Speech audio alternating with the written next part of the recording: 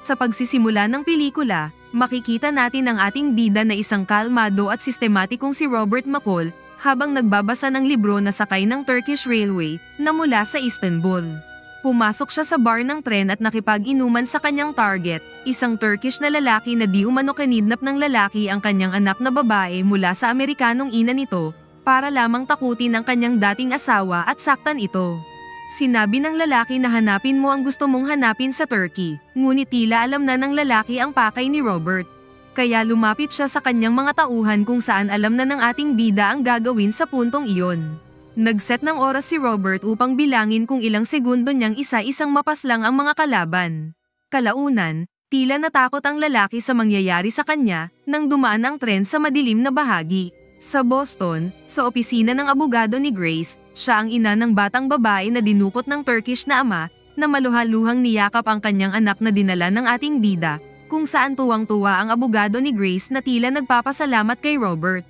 Samantala, nagtatrabaho na ngayon ang ating bida bilang driver ng isang kumpanya ng transportasyon na ang madalas niyang sakay ay isang matandang lalaki na nagngangalang Sam Rubenstein. Si Sam ay may kaso na naghahanap ng isang obra ng kanyang kapatid. Ikinwento niya kay Robert na ang naturang obra ay na-auction at kailangan niyang patunayan na ang obrang iyon ay gawa ng kanyang kapatid. Madalas na nakikipag-ugnayan si Robert sa kanyang mga pasahero habang nagmamasid sa kanila. Lumipat ang eksena sa lugar ng Belgium, makikilala natin ang lalaking si Mr. Calvert. Habang nag-aayos siya ng kanyang damit, nakita niyang duguan ng kanyang asawa na nakaupo sa hapagkainan. Lumalabas na isang grupo ng mga gangster na pinangungunahan ni Resnick, ang nanakit sa kanyang asawa sabay pinatay sa kanyang harap. Pilit siyang pinaupo ng leader sabay sabi sa salitang, "Open your mouth." Samantala, pumunta ang ating bida sa isang tindahan ng mga libro upang kunin ang bagong librong kanyang in-order at sa puntong iyon, nakaharap niya si Grace. Kinikilala siya ng bata na kanyang niligtas, ngunit hindi alam ni Grace na si Robert ang tagapagligtas ng kanyang anak. Isang gabi habang nagmamaneho ang ating bida, nakatanggap siya ng pasahero na isang babae na tila may iniindang sakit at sinabihan siya ng isang lalaki na iuwi ang babae, ngunit sa palagay ni Robert ito ay posibleng biktima ng droga, kaya dinala niya ang babae sa ospital. Dumating si Robert sa apartment ng mga lalaking nanakit sa dalaga, pagkatapos ay sinabihan niya ang pinuno na gawin ang tama, ngunit tila balak ng lalaki na bugbugin ng ating bida kaya naisip nitong mag-lock ng pinto. Sa puntong iyon, pinagmamasdan ni Robert ang silid at itinatakda ang oras ng bilang upang isa-isa na namang pahigain ang mga kalaban. Sinubukan niyang tamaan si Robert, ngunit gamit ang card ng lalaki, nagawa siyang pahigain ni Robert kasama ang mga kaibigan nito at isa-isang nabali ang kanilang mga buto. Nang kinausap niya ang huling lalaki, sinabi niya sa kanya na tumawag siya ng awtoridad at sabihin sa kanila kung ano ang ginawa nila sa babae. Sa pag-uwi ni Robert sa kanyang apartment, napansin niyang nakasindi ang ilaw sa kanyang tinutuluyan. Lumalabas na si Susan Plummer ang nandoon, dating magkasama sa trabaho sina Susan at Robert. Nagsalo sila sa isang hapunan upang damayan si Robert sa pangungulila sa kanyang asawa. Nakalimutan ni Susan na ito ang araw ng kaarawan ng yumaong asawa ni Robert na si Vivian, at nagmungkahi siya na aanyayahan ng ating bida na bumalik sa dati niyang trabaho, ngunit nag-aalangan si Robert. Kinabukasan, nalaman ni Robert na ang isa sa kanyang mga kapitbahay na si Fatima ay nasira ang hardin, at ang mga dingding ng apartment ay nagkaroon ng mga pintura gamit ang spray. Sinimulan itong burahin ni Robert bago siya sinalubong ni Miles Whittaker, isang binata na madalas nakikipag-ugnayan sa ating bida at isang naghahangad na maging artist.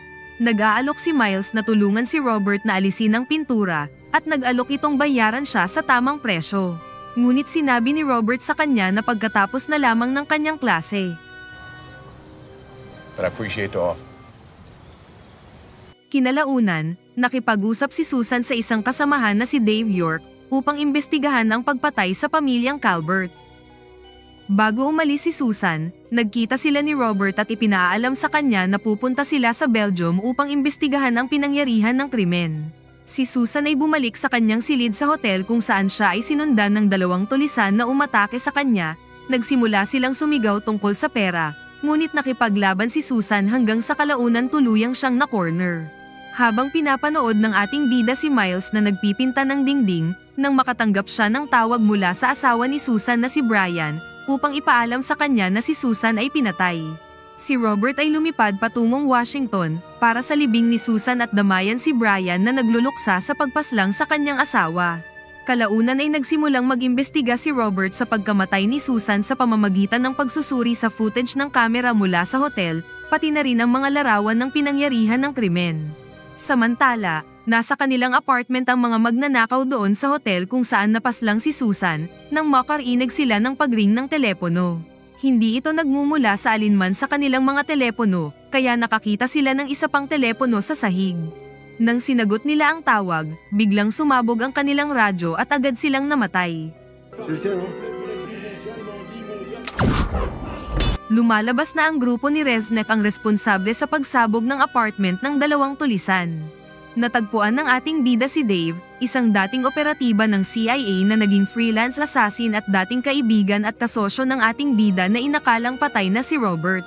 Ikinwento ni Robert ang tungkol sa pagpatay sa mga tulisan at natukoy niya na sila ay malapit ng mahuli, at ang pagkamatay ni Susan ay maaaring konektado sa pagpatay sa pamilyang Calvert.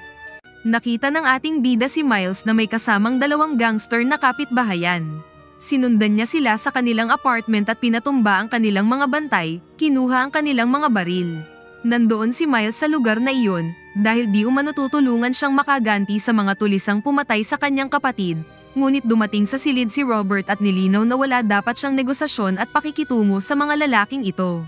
Si Robert ay isang tao na humarap sa kamatayan sa buong buhay niya, at nagbigay ng payo kay Miles na muling isaalang-alang ang kanyang mga pagpipilian sa buhay. Makalipas ang ilang oras, nagmamaneho ang ating bida ng pasahero na nagsasabing pupunta siya sa airport. Naghihinala siya sa taong iyon at sinadyang tumahak sa maling ruta, upang maisiwalat niya ang totoong gagawin nito, kaya tinangka siyang saksakin ng pasahero. Nagmamaneho ng hindi kanais-nais si Robert, upang mawalan sa pukas ang lalaki habang nagawa niyang sikuhin siya sa mukha ng paulit-ulit. Sinubukan ng lalaki na barilin ang ating bida, ngunit nagawa niyang magpreno at nakuha ang baril sabay pagbarilin siya ng 3 beses sa mukha. Kinuha ni Robert ang telepono ng lalaki at nakahanap ng nakakod na impormasyon dito bago niya sinunog ang kanyang sasakyan at itinapon ang katawan. Dinala ni Robert ang telepono sa bahay ni Dave, kung saan nakilala niya ang asawa at 2 anak nito na babae. Ipinakita ni Robert kay Dave ang impormasyon sa telepono at sinusubaybayan kung saan ang lumalabas na telepono ay pag-aari ni Dave. Inihayag niya na pagkatapos niyang umalis sa CIA at ng iba pang mga kasama niya, na lahat ay tinuruan ni Robert at naniwala na patay na siya, nasangkot sila sa ilang masamang negosyo, at nang si Susan ay malalaman na ang kanilang kalakaran, kaya nagawa siyang patayin mismo ni Dave. Lumalabas na ang grupo ni Reznek, kasama ang 2 na sina Ari at Kovac ang kasabwat ni Dave, kaya pinayuhan sila ng ating bida na magdasal na at malapit na silang mamatay isa-isa, at isang matamis na ngiti lamang ang iniwan ni Robert sa kanila. Dinala ng ating bida si Brian sa isang ligtas na lugar habang inaayos niya ang sitwasyon. Ipinaliwanag niya kay Brian na maaaring patayin siya ng grupo ni Dave kung hahayaan niyang makarating ang grupo sa bahay nito. Samantala nagpipinta si Miles sa apartment ni Robert nang dumating sina Dave at Kovac upang magkunwaring mag-deliver ng pagkain. Pumasok sila sa apartment habang kausap ni Miles sa telepono ang ating bida. Inutusan niya si Miles na maghanap ng isang lihim na taguan sa likod ng kanyang bookshelf, ngunit nagsisimula na siyang mataranta. Kalaunan, nagawa nilang madakip si Miles, inaalam nila kung saan susunod na pupunta ang ating bida. Samantala habang papasok ang isang bagyo, bumalik si Robert sa kanyang bayan upang inihanda ang kanyang sarili para sa pakikipagsagupaan sa grupo ni Dave. Ang mga mamamayan ng bayan ay inilikas dahil sa bagyo. Dumating ang grupo ni Dave papasok ng bayan, ngunit pinatay lamang ni Dave ang gwardya sa pamamagitan ng pagbaril na may silencer upang makapasok sa bayan. Sunod nilang tinungo ang bahay ng ating bida, ngunit wala silang naabutan doon. Naisip ni Dave na pumosisyon sa isang tore upang maging tagamasid na may dalang sniper, habang ang mga kasama niya ay hinahanap si Robert. I got movement 12 o'clock. Ngunit isang matinik na asasin at magaling sa pagtago ang ating bida, na tila isang daga na palipat-lipat ng pwesto. Ang tulisan na si Kovac ang unang biktima sa ginawang trap ng ating bida, kaya ayan ang nangyari sa kanya.